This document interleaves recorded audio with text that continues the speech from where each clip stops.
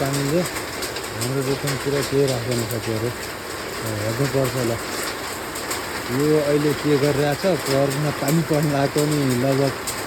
15-20 दिन भयो कन्टिन्यू गरिरहेछ कदिन छैन एकछिन यस्तो असिना आएर सुन्तलामा धेरै क्षति गरिसक्यो नि सुन्तला आरू के हुन् फलफुलहरूमा धेरै क्षति गरेको छ हाम्रो त्रिवेणी 7तिर